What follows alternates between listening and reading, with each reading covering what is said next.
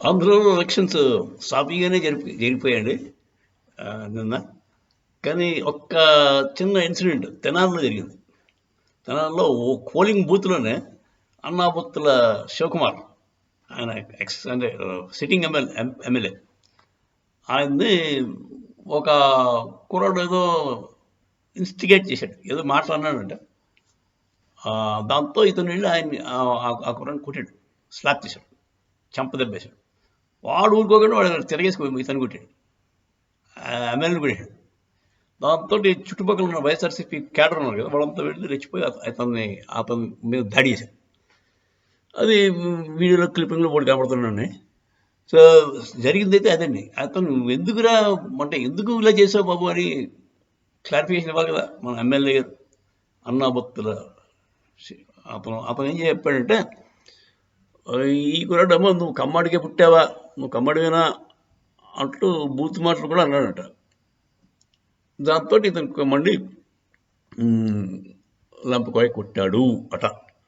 So యాక్చువల్గా ఐడియల్గా అతను ఏం చేసి ఉండాల్సిందంటే, చుట్టుపక్కల ఉన్న వాళ్ళ సెక్యూరిటీ ఉంటారు, వాళ్ళు చెప్పి ఇతన్ని లోపల ఏం చేసి ఉంటే బాగుండేది కొంచెం. కాకపోతే ఇతను వెళ్ళి ముందు చేయి చేసుకోవడం, వాడు ఇంకా దారుణం. వాడు ఎమ్మెల్యేని కూడా చూడకుండా మరి తిరిగేసుకోడాడు. దాంతో పాపం చుట్టుపక్కల ఉన్న కార్యకర్తలు ఉంటారు కదా వైఎస్ఆర్సీపీ వాళ్ళందరూ అతను అక్కడనే చేసి చితకడారు. మరి ఎలా ఉన్నాడు అతను పొజిషన్ ఎలా ఉంది చూడాలి. హాస్పిటల్లో ఉన్నాడో బయట తిరుగుతున్నాడు, అది చూడవలసిన విషయం. అదండి. ఇప్పుడు ఎలక్షన్స్ అదర్వైజ్ ఆంధ్రాలో చాలా పీస్ఫుల్గా జరిగాయి. Andhra is peace loving country అండి. ఆంధ్రాలో మీకు ఎప్పుడు కూడా పెద్ద పెద్ద గొడవలు ఉండవు. మనతో తెలియని వాళ్ళు ఆలోచిస్తారు.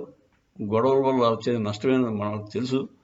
పోరు నష్టం పొందు లాభం అనుకుని వాళ్ళు ఎప్పుడు కూడా డైరెక్ట్గా గొడవలో దిగరు, వీలైనంత మట్టుకు అవసరమైతే తప్ప. సో అదండి ఎలక్షన్ తాలూకు అవుట్కమ్.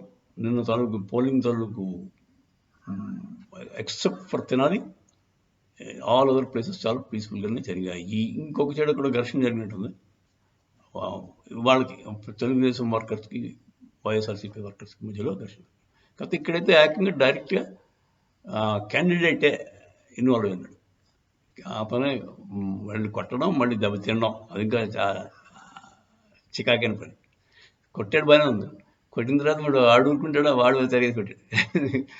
అది కొంచెం ఇబ్బందికరం అవుతుంది. మరి ఎలా సమర్థించుకుంటాడో ఈ అన్నాబుత్తులు అతను చూడాలి. జై శ్రీరామ్. హర